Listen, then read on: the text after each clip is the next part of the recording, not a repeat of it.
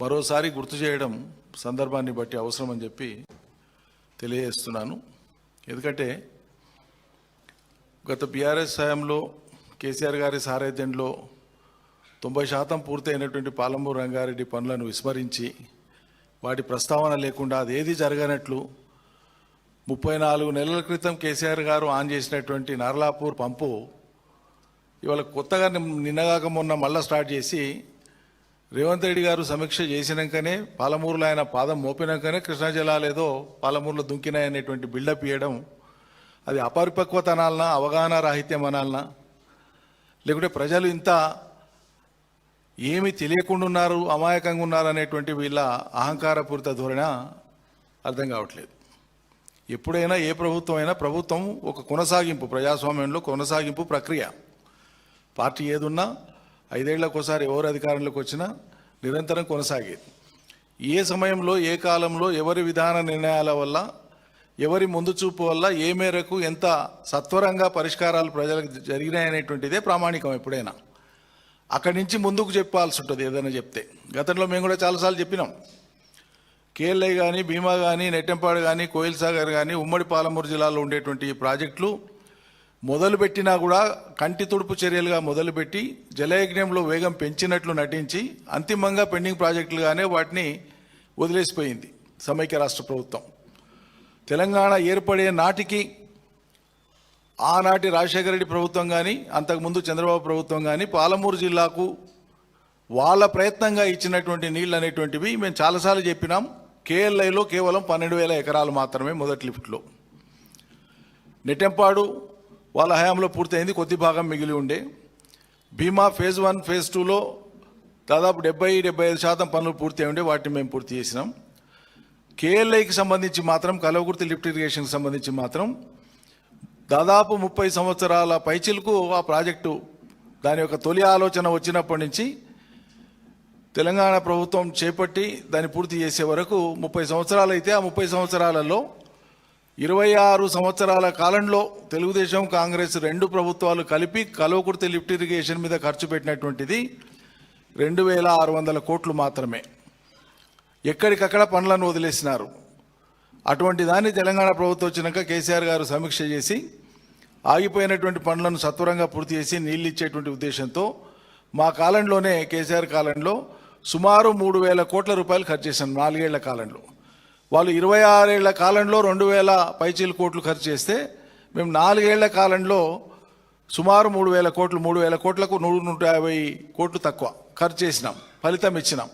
4.5 లక్షల ఎకరాలకు నీళ్ళు ఇచ్చినాం. మీరు 12,000 ఎకరాలకు నీళ్ళు ఇస్తే దీనికి ప్రామాణికత ఏంది? ఏ సంవత్సరం నుంచి ఏ సంవత్సరం బడ్జెట్లో ఎంత ఖర్చు అయింది ఆ ప్రాజెక్టుకి అనేది ప్రభుత్వంలో లెక్క ఉంటుంది. ఆ లెక్కలు తీసే మేము చూపించినాం. ఎంత పని ఎప్పుడెప్పుడు పూర్తయింది అనేటువంటి దానికి ఇంజనీర్లు రికార్డు చేసినటువంటి రికార్డులు ఉన్నాయి.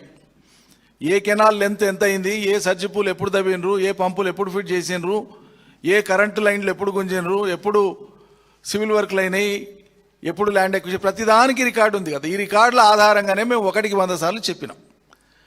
గత ప్రభుత్వం ఏం చేసింది, ఎంతవరకు చేసింది, మిగతాది మేము ఎంత చేసుకొచ్చినామని చెప్పినాం. కానీ మొత్తం మేము చేసినామని అన్నాడు చెప్పలే. పూర్తి చేసినాం, వేగంగా చేసినాం, ఫలితం తొందర ఇచ్చామని చెప్పినాం. ఇక్కడ మనం అర్థం చేసుకోవాల్సింది ఏంటంటే, సమైక్య రాష్ట్రంలో కలిసినటువంటి పాపానికి లేదా మమ్మల్ని కలిపిన పాపానికి పాలమూరు జిల్లా రైతాంగం కానీ, పాలమూరు జిల్లా ప్రజలు కానీ మొత్తంగా 2 తరాల జీవితాన్ని కోల్పోయినారు. 174 టీఎంసీల ప్రాజెక్టులను కట్టుకోవడానికి సర్వం సిద్ధం చేసుకున్నటువంటి ఆనాటి ప్రభుత్వంలో, హైదరాబాద్ రాష్ట్ర ప్రభుత్వంలో, బూరుగుల రామకృష్ణారావు గారి ప్రభుత్వంలో తలపెట్టినటువంటి ప్రాజెక్టులను సమైక్య రాష్ట్రం ఏర్పడినాక, నీలం సంజయ్ రెడ్డి గారు ముఖ్యమంత్రి అయినాక ఈ ప్రాజెక్టులను అన్ని రద్దు చేసి పడేసినారు. పాలమూరుకు దక్కింది ఏంది? దక్కవలసినటువంటి భీమా 100 టీఎంసీలు, అప్పర్ కృష్ణ దాదాపు 70 టీఎంసీలు, 60-50 తుంగభద్ర కలిపి 70 టీఎంసీలు, అన్నీ కలిపి 174 టీఎంసీలతో పారాల్సినటువంటి పాలమూరు జిల్లా ఎగువననే గ్రావిటీతో రావాల్సినటువంటి ప్రాజెక్టులు మొత్తం రద్దయిపోయి దక్కింది ఏంటంటే, బచావత్ యొక్క ట్రిబ్యునల్ జస్టిస్ బచావత్ గారు దయదలిసి ఇచ్చినటువంటి 20 టీఎంసీలు ఇస్తే దాంట్లోకి వెళ్ళి 18 టీఎంసీలని, కట్టేటప్పటికి 11 టీఎంసీలని, ఆఖరికి ఇప్పుడు 6-6.5 టీఎంసీల జూరాల. అంతకుముందు నిజాం కట్టించినటువంటిది ఆర్డీఎస్ కింద 87,000 ఎకరాలు ఉంటేనంటే అది అడుగంటిపై 10-20,000 ఎకరాలు. ఇది మాత్రమే ఉండినటువంటి పాలమూరు ముఖ చిత్రం. అటువంటి పాలమూరును తెలంగాణ తెచ్చినాక తెలంగాణ తెచ్చే క్రమంలోనే పాలమూరు మొత్తం తెలంగాణ ఉద్యమంలో ఒక కీలకమైనటువంటి పాత్ర పోషించింది. పాలమూరు స్థితిగతులు కానీ, ఆనాటి కరువు కానీ, వలసలు కానీ, పేదరికం కానీ, ఆకలి చావులు కానీ, అంబలి కేంద్రాలు నడిపినటువంటి దృశ్యాలు కానీ, విధ్వంసమైనటువంటి పాలమూరు చిత్రం కానీ, ఇది తెలంగాణ ఉద్యమానికి ఆటైనా పాటైనా ఉపన్యాసమైనా ఒక కథా వస్తువు అయింది అన్నాడు. అటువంటి పాలమూరును కేసీఆర్ గారు దీక్ష తీసుకొని పట్టుదలతోన పాత ప్రాజెక్టులను పూర్తి చేసి, చెరువుల కుంటలను దురస్తు చేసి, పాలమూరు రంగారెడ్డి ఉనికిలోకి వచ్చే నాటికే దాదాపు 10 లక్షల ఎకరాలు చెరువుల కుంటలు కావచ్చు, కాలువల ద్వారా కావచ్చు, చెక్ డ్యాంల ద్వారా కావచ్చు, యాసంగి వానాకాలం సీజన్లో ఒక 50,000 ఇటు అటుగా ఒకసారి నీటి పారక మొదలైందంటే దాదాపు 10 లక్షల ఎకరాలు వానాకాలం, 7-8 లక్షల ఎకరాలు యాసంగిలో వరి పంటలు పండేటువంటి ఒక ముఖ చిత్రాన్ని మనం ఆవిష్కరించినాం. ఇది కళ్ళ ముందలు ఉంది, రైతులు అనుభవించిండ్రు, రైతుల అనుభవంలో ఉంది. పంటలు పండినాయి, రైతు బంధు వచ్చింది, సుభిక్షంగా అయినరు, ఇండ్లు బాగైనాయి, ఊర్లు బాగైనాయి, ఆర్థిక స్థితిగతులు పెరిగినాయి, వ్యాపారం పెరిగింది, వర్తకం పెరిగింది, కొత్త జిల్లాలైనాయి, ఆర్థిక కేంద్రాలుగా వృద్ధి చెందినాయి, గృహ నిర్మాణం పెద్ద ఎత్తున మొదలైంది. వివిధ సామాజిక కోణాలలో, ఆర్థిక కోణాలలో పాలమూరు ముఖ చిత్రం మారింది. ఈ స్థితి ఒకటి సరిపోదు. ప్రారంభంలోనే ఒకవైపు పెండింగ్ ప్రాజెక్టుల కృషి చేస్తూనే పాలమూరులో ఉండేటువంటి సాగుకు యోగ్యమైనటువంటి 35 లక్షల ఎకరాల భూమిలో అత్యధిక భాగం భూమిని వినియోగంలోకి తేవాలంటే ఒక మరో భారీ ప్రాజెక్టే అవసరం, దీనికి శరణమని ఉద్యమ కాలంలో మాట్లాడుతూ వచ్చినటువంటి పాలమూరు రంగారెడ్డిని శ్రీశైలం దగ్గర సోర్స్ పెట్టి, దానికి కూడా తుంగభద్ర నీళ్ళు వచ్చి కింద శ్రీశైలంలో జూరాల దిగువన కలుస్తాయి, అలంపూర్ దగ్గర దిగువన శ్రీశైలంలో కలుస్తాయి కాబట్టి ఆ నీళ్లను వాడుకునేటువంటి వెసులుబాటు ఉంటుంది. అది ఒకటే 400 టీఎంసీలు వస్తుంది. కాబట్టి పాలమూరు రంగారెడ్డికి సోర్స్ అనేటువంటిది నిరంతరం నీళ్లు ఉండేటువంటి ఒక సోర్స్గా శ్రీశైలంలో పెట్టి అక్కడి నుంచి పాలమూరు రంగారెడ్డి ప్రాజెక్టును కన్సీవ్ చేసి 8 నెలల్లోనే ఎస్టిమేట్స్ కంప్లీట్ చేసినంత భారీ ప్రాజెక్టుకు. సమైక్య రాష్ట్రంలో కట్టిన ఏ ప్రాజెక్టు కూడా 8 నెలలు కాదు, 8-10 ఏండ్లు కేవలం ఎస్టిమేట్స్కు తీసుకునేది ఆనాటి ప్రభుత్వాలు, ఎస్టిమేట్స్ తయారు చేయడానికే. అటువంటిది 8 నెలల కాలంలో ఎస్టిమేట్స్ కంప్లీట్ చేసి జూన్ 2015 నాడు శంకుస్థాపన చేసి, అంటే ప్రభుత్వం ఏర్పడిన ఏడాదిలోనే సొంత నిధులతోన, ఎందుకంటే అప్పటికే పాలమూరు రంగారెడ్డి ప్రాజెక్టు తలపెడుతున్నాం అనగానే ఆంధ్రప్రదేశ్ వాళ్ళు కొరీలేయడం మొదలుపెట్టినారు. ఇది కొత్త ప్రాజెక్టు కాబట్టి అనుమతి తీసుకోవాలన్నారు, జలసంఘం అనుమతి కావాలన్నారు, అపెక్స్ కౌన్సిల్ అనుమతి కావాలన్నారు. లేదు, ఇదివరకే దీని సర్వే కోసము ఎస్టిమేట్స్ కోసం జీవో పాస్ అయింది కాబట్టి ఇది పాత ప్రాజెక్ట్ అనేటువంటి ఆ కండిషన్తోన, ఆ లీగల్ ఎక్స్క్యూజెస్తోన మనం ముందుకు పోయినాం. అవాంతరాలు ఏదైనా అనుకోకుండా వస్తే ప్రాజెక్టు నిధుల లేమితో ఇబ్బంది పడవద్దు అనేటువంటి ఉద్దేశంతో ఆనాడు కేసీఆర్ గారు రాష్ట్ర ప్రభుత్వం సొంత నిధులతోన పాలమూరు రంగారెడ్డిని చేపట్టాలని నిర్ణయం తీసుకున్నారు. ఇది చారిత్రాత్మకమైనటువంటి నిర్ణయం పాలమూరు చరిత్రలో, పాలమూరు జిల్లాకు వర్తింపేటువంటి అంశంలో. అంత ప్రాధాన్యతతోన పాలమూరుకు నిధులు కేటాయించి సర్వే చేసి మంత్రులను, ఎమ్మెల్యేలను దాని చుట్టూ పెట్టి 24 గంటలు సమీక్ష చేసుకుంటూ నిద్రాహారాలు మాని దాని మీద పనిచేస్తే ప్రాజెక్టు ముందుకు పోతా ఉంది. ముందుకు పోతున్నటువంటి తరుణంలో భూసేకరణ కాడ కాంగ్రెస్ వాళ్ళు ప్రత్యక్షంగా నేరుగా రైతుల్ని రెచ్చగొట్టి పక్కన ఉండి వాళ్ళ మిత్రపక్షాలను కూడా ఎంబడదోలుకొని వచ్చి రైతులను రెచ్చగొట్టే ప్రయత్నం చేశారు. 1-2 సార్లు రైతుల్ని, ఒకసారి కాదు 2 సార్లు కాదు, 100 సార్లు ఆయా గ్రామాలు పోయి ఆయా రైతాంగంతో పోయి మేమందరం కూడా అన్నాడు భూసేకరణ సజావుగా జరగడానికి తోడ్పడ్డాం. భూసేకరణను అవసరమైన మొత్తం భూసేకరణ పాలమూరు రంగారెడ్డి మొత్తానికి 5 రిజర్వాయర్లు, పంప్ హౌజులు, కెనాల్స్ అన్నీ కలిపి ఆనాటికి కంటెంప్లేట్ చేసింది. 27,300 ఎకరాల పైచిలుకుంటే 27,000 పైచిలుకు ఎకరాలను మేము సేకరించినాం. Total land acquisition completed. 27,000 ఎకరాలను భూసేకరణ కంప్లీట్ చేసినాం. మిగిలింది 160 ఎకరాలే. ఏంది ఈ 160 ఎకరాలు? ఎక్కడైనా భూమి దేవాదాయ శాఖకు రైతులకు మధ్యలో వివాదం ఉంది, ఏదులలో 40 ఎకరాలు అట్లా వివాదం ఉంది, అంతే తప్ప భూసేకరణకు ఆటంకం కాదు అది. వివాదంలో ఉండేటువంటివి, కోర్టు తీర్పులలో ఉండేటువంటివి, అటువంటివి ఏదైనా 1 ఉంటే 120, అవి ఎక్కడా దేనికి ఆటంకం కాదు. 27,000 ఎకరాలు సేకరించిన చోట 160 ఎకరాలను పట్టుకొని అవగాహన రాహిత్యమా లేకుంటే ప్రజలకు అవగాహన లేదనేటువంటి భ్రమలో ఉంటాడో ముఖ్యమంత్రి తెలియదు. కానీ భూసేకరణ గాంధీ రిజర్వాయర్లు ఎట్లా నింపాలి, ఏడ నింపాలి, నీళ్ళు ఏడబోయాలని చెప్తాడు. అంటే జనానికి ఏం తెలియనట్లు కొత్తగా నేర్పుతున్నట్లేనా? చేసిన 27,000 ఎకరాల భూసేకరణ రాష్ట్ర ప్రభుత్వం నిధులతో చేయలేదా? ల్యాండ్ అక్విజిషన్ అవార్డ్స్ పాస్ చేయలేదా కలెక్టర్సు? కంపెన్సేషన్ రైతులకు ఇవ్వలేదా? రికార్డులు లేవా ఇవన్నీ? ఎట్లా మాట్లాడతారు ఇంత బాధ్యతారహితంగా? బాధ్యతారహితం అనాలా, అపరిపక్వత అనాలా, అహంకారం అనాలా, అజ్ఞానం అనాలా, ఏమనాలి దీన్ని? ఇట్లా మాట్లాడడంతో పాటు ఇట్లా అనేక సార్లు మాట్లాడారు. నేను ఎందుకు ఇదంతా చెప్తున్నానంటే, నిన్న ఉపన్యాసం ఇచ్చేటప్పుడు అక్కడ ముఖ్యమంత్రి మాట్లాడలేదు, కానీ ఆయనను ప్రసన్నం చేసుకోనికే అక్కడ ఉండేటువంటి నాయకులు మాట్లాడుకుంటా, ఇక మీరు పాదం మోపినాక, మీరు సమీక్ష చేసినాకనే పాలమూరులో నీళ్లు పడుతున్నాయనేటువంటి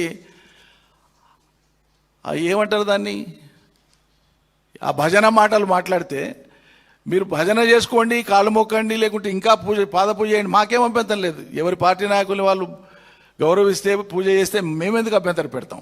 కానీ ప్రజల్ని ఎందుకు భ్రమలకు గురి చేస్తారు? 2.5 ఏళ్ళు మీ ముఖ్యమంత్రికి పాలమూరు జిల్లా మీద పాదం మోపనికైనా తీరిక దొరకలేదు, పాలమూరు రంగారెడ్డి మీద సమీక్ష చేయడానికైనా తీరిక దొరకలేదు. ఇదే వేదిక నుంచి 60-70 సార్లు మాట్లాడింటాను నేను మా నాయకులందరూ. ఇక్కడి నుంచే జిల్లా నుంచి ఒక 100 సార్లు మాట్లాడింటాం. 70 సార్లు ఢిల్లీకి పోనికే టైం దొరికినోడికి పాలమూరు బిడ్డకు పాలమూరు ప్రాజెక్టును సమీక్షించేటువంటి తీరిక లేదని చెప్పి మాట్లాడి ప్రెషర్ మౌంట్ చేస్తే, ఒక పూట అట్లా వచ్చి హెలికాప్టర్లో వచ్చి అట్లా తిరిగిపోయి ఎక్కడ ఏ పని ఎంత అయింది, ఎంత కావాల్సింది, ఎంత నిధులు ఇస్తే ఎన్ని రోజుల్లో పూర్తి అవుతుంది అనేటువంటి ఒక్క డైరెక్షన్ కూడా ఇంజనీర్లకి ఇవ్వకుండా ఒట్టిగా వాపసు వచ్చేసాం. వస్తే ఏం మాట్లాడతారు? ఎట్లా నింపుతామండి భూసేకరణ గాంధీ, ఎట్లా నింపుతాం? ఇట్లా మాట్లాడొచ్చునా? ఓ ప్రభుత్వ అధినేత ఇంత బాధ్యతారహితంగా మాట్లాడొచ్చునా? ఏమంటారు దీన్ని? నెగ్లిజెన్స్ అంటారా? ఏమనాలి? దీనికి ఏం పదాలు వాడాలో నాకు అయితే అర్థమైతలేదు. కాబట్టి ఈ పాలమూరు ప్రాజెక్టులో 27,000 ఎకరాల భూసేకరణ పూర్తి చేసి మేము దిగిపోయే నాటికే 32,000 కోట్ల రూపాయల విలువైనటువంటి పనులను చేసినాం. ఆ పనులు ఏవేవి అంటే, 5 రిజర్వాయర్లు కట్టినాం. ప్రజలకు తెలిసినవైనా మళ్ళొకసారి చెప్పాలి కాబట్టి నేను చెప్తున్నాను. నార్లాపూర్, ఏదుల, వట్టెము, కర్వెన, ఉద్దండాపూర్ 5 రిజర్వాయర్లు కట్టినాం. ఈ 5 రిజర్వాయర్ల యొక్క ఇంపౌండింగ్ కెపాసిటీ, నీళ్లు ఆగి ఉండేటువంటి కెపాసిటీ 68 టీఎంసీలు. 68 టీఎంసీల సామర్థ్యం ఉండేటువంటి 5 రిజర్వాయర్లను కట్టినాం. ఈ 5 రిజర్వాయర్ల యొక్క కట్టల యొక్క లెంత్ ఏవైతే ఉందో రిజర్వాయర్లు 75 కిలోమీటర్లు. 5 రిజర్వాయర్ల కట్టల యొక్క లెంత్ వచ్చేసి 75 కిలోమీటర్లు. కట్టాలంటే మామూలు కట్టలు కావు, మీరు చూస్తే ఆశ్చర్యపోతారు. 15, 18, 17 టీఎంసీల రిజర్వాయర్ల కట్టాలు ఎంత ఎత్తు ఉండాలో మీరు ఒకసారి ఆలోచించేయండి. పైన 4 లైన్ రోడ్ అంత ఉంటాయి కట్టాలు, ఒక్కొక్కటి వెడల్పు 30, 40, 50 మీటర్ల ఎత్తులో ఉండేటువంటి ఉన్నాయి. అక్కడ ఉండేటువంటి గ్రేడియంట్ లెవెల్స్ని బట్టి. ఆ తర్వాత పంప్ హౌస్లోకి వచ్చేవి వచ్చి, లెంత్లో కెనాల్ లెంత్కు కనెక్ట్ చేసేవి వచ్చి, అండర్ గ్రౌండ్ టనల్స్ ఏవైతే ఉన్నాయో, ఒక్క టనల్ యొక్క వ్యాసార్థము డయామీటర్ అంటాం. ఒక టనల్ యొక్క వ్యాసార్థం 11.5 మీటర్లు, అంటే 11.5 మీటర్లు. 11.5 మీటర్లు అంటే దాదాపు 35 ఫీట్లు. 35 ఫీట్ల వ్యాసార్థంతోనే ఉండేటువంటి టనల్స్ 120 కిలోమీటర్ల నిడివిన పూర్తి చేసినాం, కంప్లీట్ చేసినాం ఎప్పుడో. ఆ తర్వాత టనల్స్కి, లిఫ్ట్స్కి కనెక్ట్ అయ్యేటువంటి పాయింట్లో వచ్చేటువంటి ఓపెన్ కెనాల్స్ ఏవైతే ఉన్నాయో అవి 63 కిలోమీటర్లు. ఆ 63 కిలోమీటర్లు కంప్లీట్ చేసినాం. వీటన్నింటి దగ్గర సర్జ్ పూల్స్, పంపింగ్ కోసం అవసరమైనటువంటి ఎలక్ట్రో మెకానికల్ వర్క్స్ అన్నీ కూడా కంప్లీట్ చేసి 34 పంపులను ఫిట్ చేసినాం. ఒక్కొక్క పంపు 145 మెగావాట్ల పంపు ఒక్కొక్కటి. పాలమూరు రంగారెడ్డిలో ఒక పంపు 145 మెగావాట్లు అంటే ఒక పంపు 2 లక్షల హార్స్ పవర్ల మోటార్ అన్నమాట.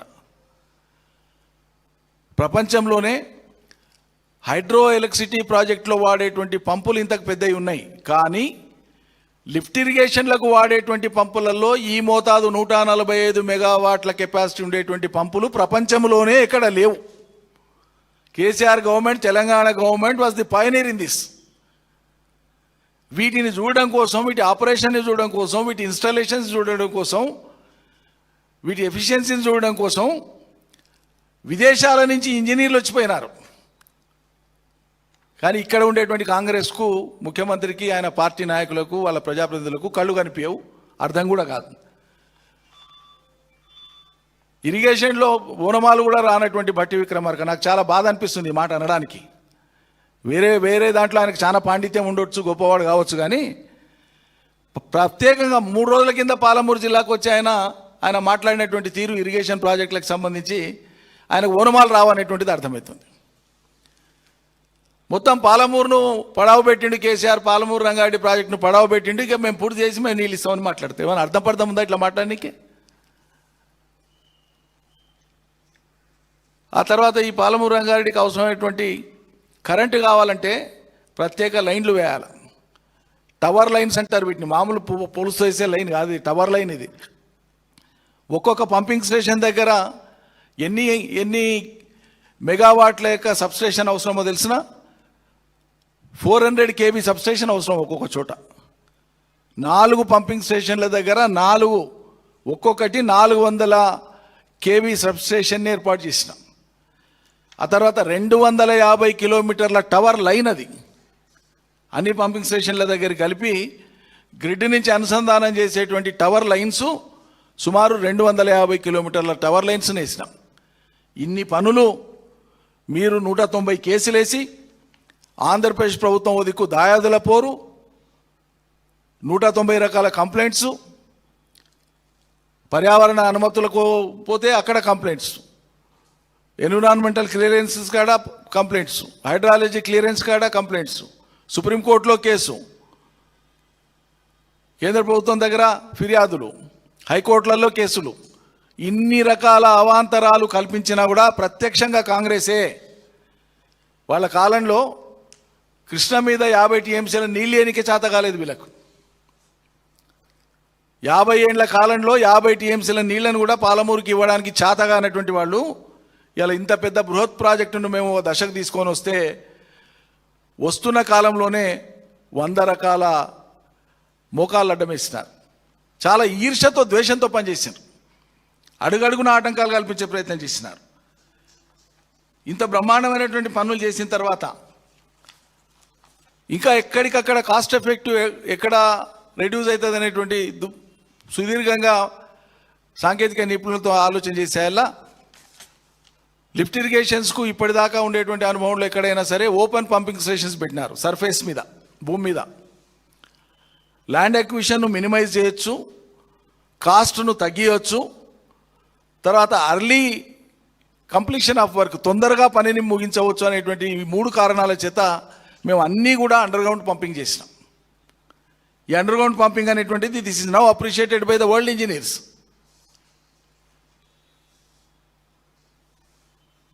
ఈ రకంగా అద్భుతాలు సృష్టించి కూడా ఏనాడు మేము గొప్పలు చెప్పలే. పని జరగాలి, ఫలితం రావాలి, ప్రజల జీవితంలో మార్పు రావాలి, ఇది మాత్రమే మా లక్ష్యంగా పెట్టుకొని పనిచేసినాం. కానీ అలా మేము చేసిన పనులకు, మేము కట్టిన బిల్డింగ్లకు రిబ్బన్లు కత్తరించి ఇది నేనే చేసిన అనుడు, ఇది ఎక్కడి నీచత్వం అంటే నాకు అర్థం కాదు. ఇప్పటిదాకా అయింది, ఇది అయింది, ఇక్కడి నుంచి మేము చేసినామంటే అర్థం పర్థం సింగారం దానికోటి. ఈయన పాదం మోపినాక నీ మోటార్ అనేది నీళ్ళు వచ్చినట్టు నాకు సిగ్గు అనిపిస్తుంది ఇట్లా మాట్లాడితే. 34 నెలల కింద నీకంటే ముందు కేసీఆర్ స్టార్ట్ చేసి వచ్చిన దాన్ని వీళ్ళు నువ్వు చేసినా అని చెప్పి నువ్వు క్లెయిమ్ చేసుకోకపోవచ్చు. నీ సమక్షంలో అన్నప్పుడన్నా వారించాలి, కనీసం మాట్లాడేటప్పుడన్నా దాన్ని కరెక్షన్ చేయాలి. అది విజ్ఞత, ఉందాతనం, సంస్కారం. ఇవన్నీ మాకు లేవు అంటే మేము ఏం చేయలేం. ఇవి లేవు మాకు, మేము పాటించామంటే మేము చేయగలిగింది కూడా ఏం లేవు. ఇలా కొత్తగా జడ్చర్ల కాడ మాట్లాడేటప్పుడు ముఖ్యమంత్రి గారు మాట్లాడి తెలిసి మాట్లాడిండో మరి ఆయనకి ఎవరు అడ్వైజ్ ఇస్తుంటో తెలియదు.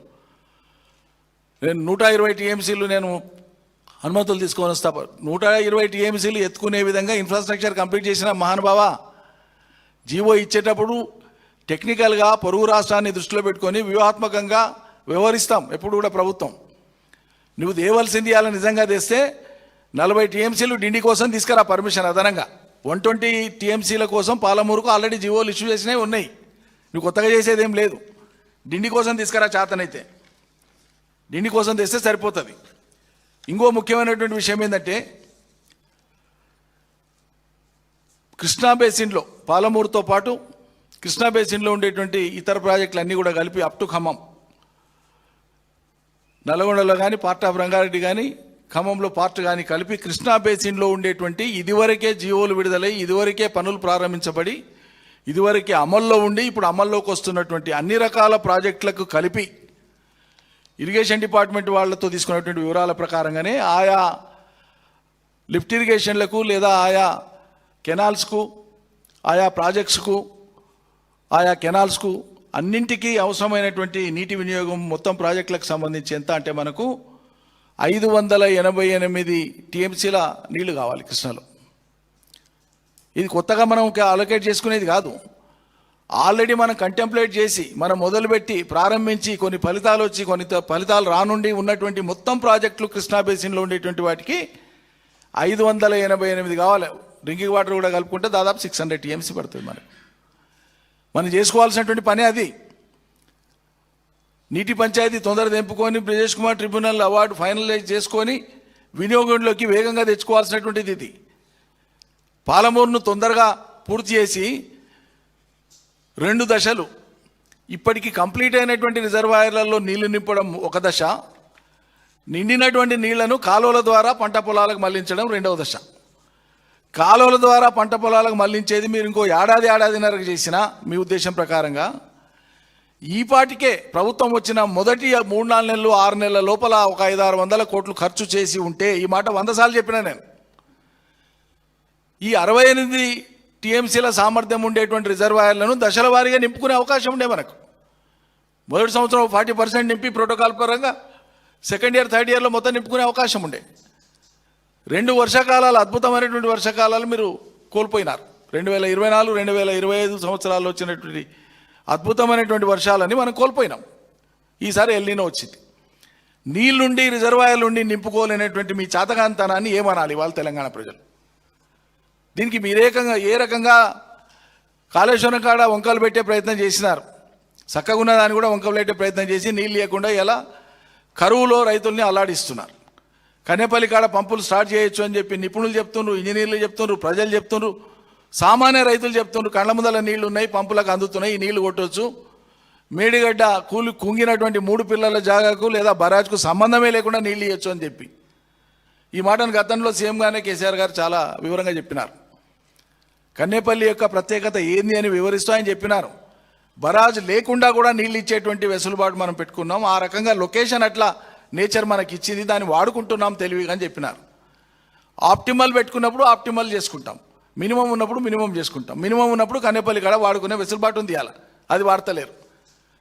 పాలమూరులో ఈ నీళ్ళే వాడి ఉంటే, వాళ్ళ రిజర్వాయర్లలో నీళ్లు ఉండి ఉంటే, పోయిన సంవత్సరం మీరు నింపి ఉంటే, అటుపోయిన సంవత్సరం నింపి ఉండింటే, ఉట్టి భూగర్భ జలాలతోనే ఇలా పాలమూరులో పంటలు పండేది కనీసం 10-12 లక్షల ఎకరాలలో.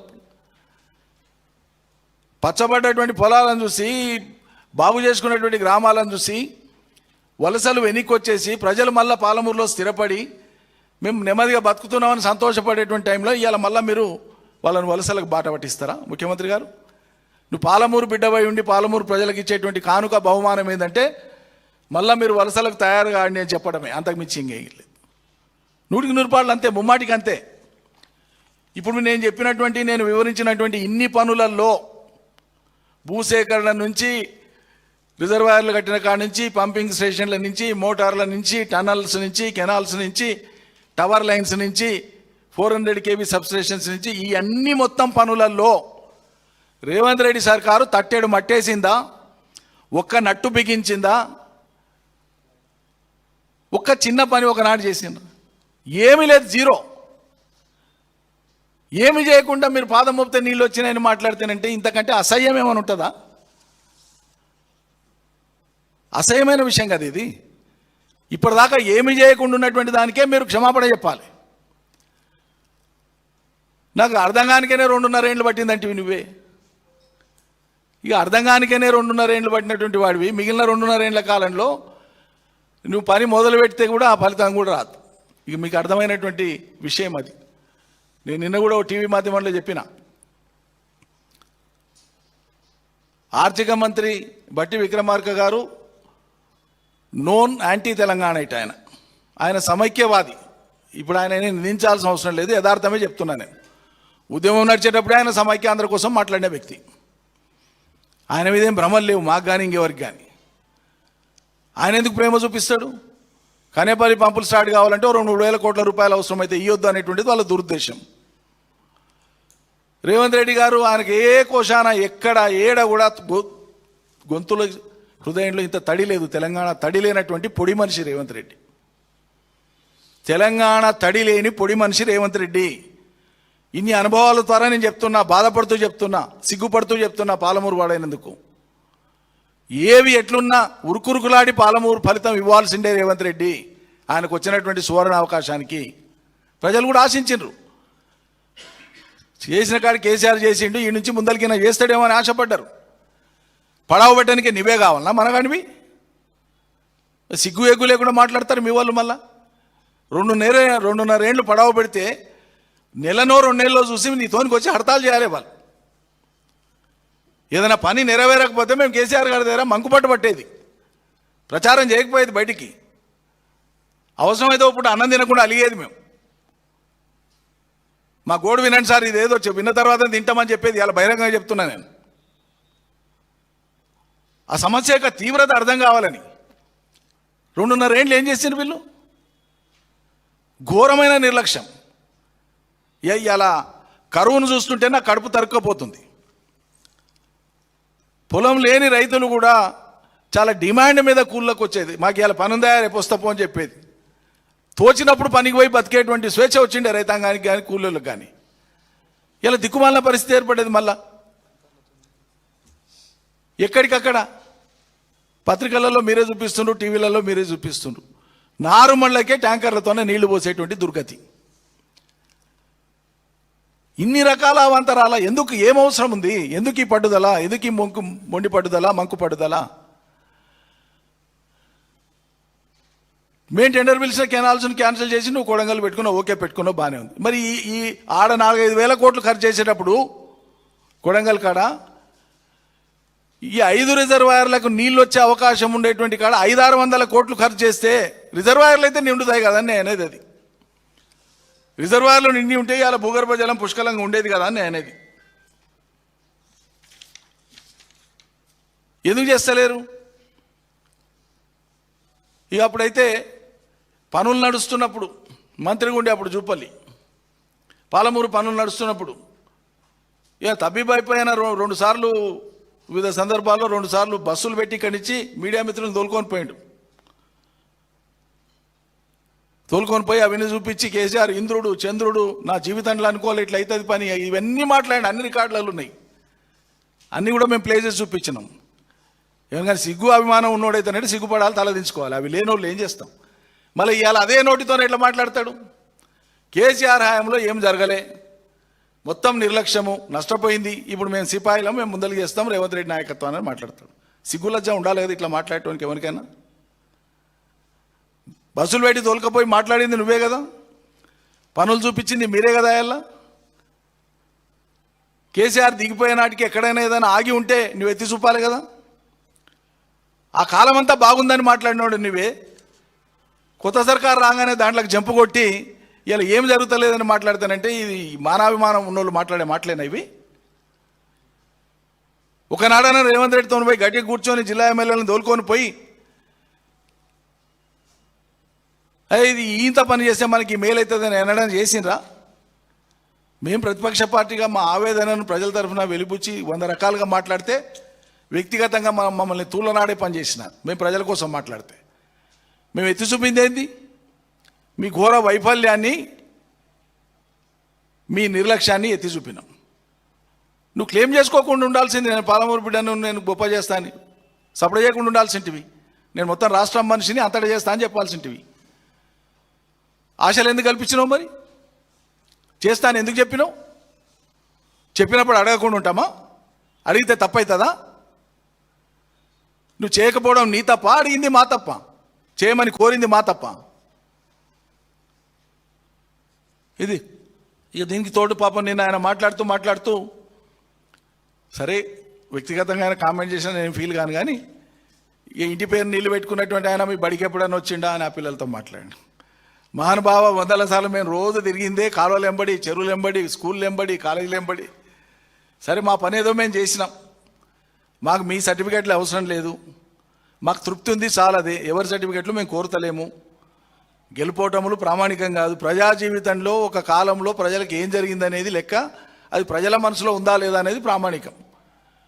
కానీ విద్యా వ్యవస్థ మొత్తం నాశనం అయిపోయింది గత బీఆర్ఎస్ కాలంలో అని మాట్లాడతాడు. ఈయన మాట్లాడించినటువంటి విద్యార్థిని అమ్మాయి కేసీఆర్ గారు పెట్టినటువంటి గురుకులంలో చదువుకుంటున్నటువంటి అమ్మాయి. ఆ అమ్మాయి అద్భుతంగా మాట్లాడింది. కేసీఆర్ తయారు చేసినటువంటి ఆ బిడ్డ మాట్లాడిన మాటలు కేసీఆర్ స్కూల్లో మాట్లాడినటువంటి మాటలు. 1000 గురుకుల పాఠశాలలు, ఒక్క పాలమూరుకే నువ్వు ఇయ్యాలడికి ఏమి ఇయ్యలే. నీ ఒక్క కొడంగల్కు, అది కూడా సిద్దిపేటలో ఉన్నదాన్ని పక్కకెళ్ళి అట్లా పక్కకు తోలుకొని పోయి దాంట్లో పడేసుకున్నావు, కానీ నువ్వు కొత్త చేసింది ఏమి లేదు. వెటర్నరీ కాలేజ్ పాలమూరుకు చేసింది ఏం లేదు, శూన్యం. కేసీఆర్ సర్కార్ వచ్చినాక పాలమూరు రంగారెడ్డికి శంకుస్థాపన చేసే రోజు మేము రిక్వెస్ట్ చేసి కేసీఆర్ గారిని కమిట్ చేయించినాం, అమలు చేయించినాం. సరే ఇలా ప్రాజెక్టుకి శంకుస్థాపన చేస్తున్నాం. ఇది వినియోగంలోకి వచ్చి నీళ్ళు వచ్చి పంటలు పండే నాటికి వ్యవసాయ అధికారుల ఆవశ్యకత ఉంటుంది. వ్యవసాయ విద్యలో నైపుణ్యంలో ఇక్కడ శిక్షణ అవసరం ఉంటుంది, మాకు విద్యాలయం కావాలని అక్కడే స్టేజ్ మీద అనౌన్స్ చేయించిన నేను 107 కోట్లతోన. పాలెంలో వ్యవసాయ కళాశాల వచ్చింది, పోస్ట్ గ్రాడ్యుయేట్ సెంటర్ వచ్చింది, రేపు రీసెర్చ్ అవుతుంది. వనపర్తిలో అగ్రికల్చర్ కాలేజ్ పెట్టినాం, కోల్హాపూర్లో హార్టికల్చర్ కాలేజ్ ఇచ్చినాం, నారాయణపేటలో ఒక హార్టికల్చర్ పాలిటెక్నిక్ ఇచ్చినాం, అగ్రికల్చర్ పాలిటెక్నిక్ ఇచ్చినాం, మహబూబ్నగర్లో మెడికల్ కాలేజ్ పెట్టినాం మొదటి దశలో 2016లో 450 కోట్లతోన. ఆ తర్వాత అన్ని జిల్లా కేంద్రాలలో కొత్త జిల్లాలు అయిన తర్వాత మెడికల్ కళాశాలలు ఏర్పాటు చేసినాం, నర్సింగ్ కళాశాలలు ఏర్పాటు చేసినాం, ఎస్సీ గురుకులాల డిగ్రీ కళాశాలలు ఏర్పాటు చేసినాం, మత్స్య కళాశాల తెచ్చినాం, ఇంజనీరింగ్ కాలేజీలు తెచ్చినాం. ప్రభుత్వ విద్యను కేసీఆర్ హయాంలో బలోపేతం చేసినంత ఎవరూ చేయలే గతంలో. ఇంకా దాని వేగాన్ని పెంచి మీట్ అయ్యేటువంటి క్రమంలోనే ఉన్నాం. మధ్యాహ్నం భోజనం అమలు చేసినాం, సన్న బియ్యంతో బ్రేక్ఫాస్ట్ ఇంట్రడ్యూస్ చేసినాం. 1 కాదు 2 కాదు, గురుకులాల పిల్లలు హిమాలయ పర్వతాలు ఎక్కిన మా ప్రవీణ్ కుమార్ గారి నేతృత్వంలో ఆయన స్పెషల్ సెక్రటరీగా పెట్టి అద్భుతంగా తీర్చిదిద్దినాం. వందలాది మంది సివిల్ సర్వీసెస్కు సెలెక్ట్ అయినారు. ఇక వేల మంది ఇంజనీర్లు కానీ ఇతర డిపార్ట్మెంట్లలో కానీ ప్రభుత్వ ఉద్యోగులుగా నియామకమైనారు. పోలీస్ డిపార్ట్మెంట్లో, ఇతర డిపార్ట్మెంట్లో, అనేక డిపార్ట్మెంట్లలో గురుకులాల పిల్లలు. మన ఊరు మనబడి స్కీమ్ పెట్టి మొదటి దశలో 7,000 కోట్ల రూపాయలతో ఉన్న స్కూళ్ళ దురస్తు చేస్తే మా ప్రభుత్వం ఉన్న సమయంలో కొన్ని బిల్సే వచ్చినాయి. ప్రభుత్వ కాలావధి పూర్తి అయింది. కొత్త ప్రభుత్వం వచ్చినాక ఆ స్కూళ్ళ యొక్క బిల్లులు ఇవ్వాలకి రేవంత్ రెడ్డి సర్కార్ నీ ఇంట్లోకి వెళ్ళి ఇస్తావా? ఈ కాంగ్రెస్ పార్టీ 10 జనపతికి వెళ్ళి తెచ్చిస్తుందా? రాష్ట్ర ప్రభుత్వం నిధులు కాదా? విద్య మీద ఖర్చు పెట్టినప్పుడు ఏ ప్రభుత్వం అయినా ఇవ్వాల్సిందే కదా. కక్ష కట్టి ఇస్తలేరు. విద్య గురించి మీరు మాట్లాడుతున్నారు. 26,000 బళ్లను కుదించి 4,000 బళ్లకు సరిపోతాయని చెప్పి మీరు చెప్తున్నారు. ఇవాళ ఇంకో దిక్కు ఏం చేస్తున్నారు? కార్పొరేట్ కళాశాలలు, కార్పొరేట్ పాఠశాలలకు చీఫ్ గెస్టులుగా పోయి అమితానందంతో అక్కడ వాళ్లను పొగుడుతూ ప్రభుత్వ ఉద్యోగుల్ని, ప్రభుత్వ ఉపాధ్యాయుల్ని కించపరిచి మాట్లాడారు. అవహేళన చేసి మాట్లాడి. నీకు చదువు చెప్పింది ఎవరు? నువ్వు చదువుకున్న కాడికి, నీకు చదువు వచ్చిన కాడికి చెప్పింది ఎవరు? ప్రభుత్వ పాఠశాలలో కాదా? ఇలా ప్రభుత్వ పాఠశాల ఉపాధ్యాయుల్ని చులకన చేసి చూపిస్తావు. మనందరికీ చదువు చెప్పింది ఎవరు? ఈ ఆంధ్ర కార్పొరేట్ విద్యా సంస్థలు చెప్పినాయా మనకు చదువులు? ఇలా వాళ్ళని పొగిడి వాళ్ళని ప్రసన్నం చేసుకోనికే ప్రభుత్వ విద్యను బలి పెడతారా? అదేవిధంగా ప్రభుత్వ వైద్యశాలకు పోయి ఒక కార్పొరేట్ ఆసుపత్రి ఇనాగరేషన్కి పోయి అసలు ప్రభుత్వ పెద్దలు ప్రభుత్వ వైద్యం పట్ల ప్రజలకు ఆకర్షణ పెరగాలి, విశ్వాసం పెరగాలన్న ఉద్దేశం ఉన్నప్పుడు నైతికంగా ప్రైవేట్ సంస్థలకు పోకూడదు. ఒకవేళ పోవాల్సి వచ్చినా ఏదైనా చారిటీతో కూడింది, స్పెషల్ స్కిల్స్ ఉన్నది, ప్రత్యేకమైన విభాగం ఉన్నది, ఏదైనా దేశంలో లేనటువంటి ఒక విభాగం ఉంది అక్కడ, అటువంటిదంటే ఏదన్నా అర్థం చేసుకోవచ్చు. కానీ సాధారణంగా ఉండేటువంటి ప్రైవేట్ కార్పొరేట్ హాస్పిటల్ కాడికి పోయి ఇది ఒకటే బ్రాంచ్ కాదు మీది, మీరు దినదినాభివృద్ధి చెందాలి. మీ 100వ బ్రాంచ్ కూడా నా చేతుల మీదనే కత్తరియాలంటాడు ఈయన పెద్ద మనిషి. ఏందండి మీ చూపు, ముందు చూపు? అంటే ఈ రాష్ట్రంలో ఉండేటువంటి విద్యను కానీ వైద్యాన్ని కానీ మొత్తానికి మొత్తం బంద్ పెట్టేయాలనేటువంటిదేనా మీ ఉద్దేశం అంతా? ఆంగ్ల మాధ్యమాన్ని ప్రవేశపెట్టి విద్యను బలోపేతం చేసినాం. మొత్తం 100% అయిపోదు, మొదలు పెట్టినాం, ముందుకు పోతున్నాం. ఆ క్రమంలో మేము ఆగిపోయినాం. మీరు వచ్చిండ్రు, కొనసాగించాలి కదా, రివర్స్ చేస్తారా మీరు?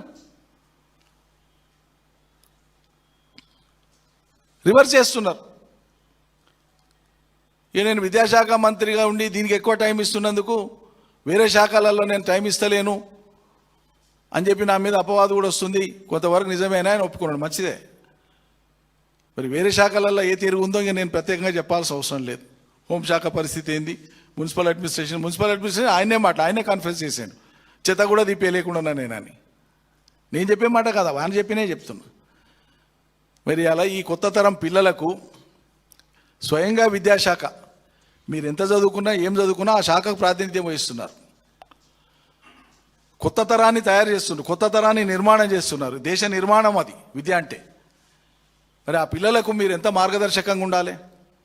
మీ నోటి నుంచి వచ్చేటువంటి మాట ప్రతిరోజు ఎక్కడొచ్చినా పిల్లల తల్లిదండ్రులు చూస్తారు, ప్రభావితం అవుతారు. మొక్కాలే మీకు మీ ఆణిముత్యాలకు. ఆ భాష ప్రభావం మీద రేపటి తరం ఏమవుతుందో అన్నటువంటి ఆందోళన ఇవాళ తెలంగాణ సమాజంలో తల్లిదండ్రులకు ఉంది. ఆత్మవిమర్శ చేసుకుంటే మంచిది. ఇప్పటికైనా మించింది లేదు. కాలం గడిచిపోయింది. అనవసరమైనటువంటి భేషజాలు పట్టుదలలకు పోయి ఇంకా పాలమూరును సాగదీయకండి. 500-600 కోట్లు ఇచ్చి ముందు రిజర్వాయర్ల మందని నింపే పని చేయండి. సమాంతరంగా మీ వెసులుబాటును బట్టి కాలువలకు కూడా టెండర్లు పిలిచి పనులు మొదలు పెట్టండి. అదేవిధంగా ఫర్దర్ ఇంకా ముందుకు కన్నేపల్లి పంప్ హౌస్ను డిలే చేయకండి. మీరు నేను ఇదివరకు మాట్లాడింది ఇట్లా మాట్లాడినా కాబట్టి దాన్ని మార్చుకుంటే ఏదో అవమానం అని ఫీల్ కాకండి. పాలకులు ఎప్పుడు కూడా ఫ్లెక్సిబుల్గా ఉండాలి. తమకు కలిగిన అభిప్రాయం తప్పైనా లేకుంటే సరైనది కాకున్నా సరిదిద్దుకోవడానికి సిద్ధపడ్డ వాళ్ళే ప్రజలకు ఏమన్నా చేయగలుగుతారు. మొండి పట్టుదలలో ఉండేటువంటి వాళ్ళు భూస్థాపితమవుతారు. జాగ్రత్త. జై తెలంగాణ.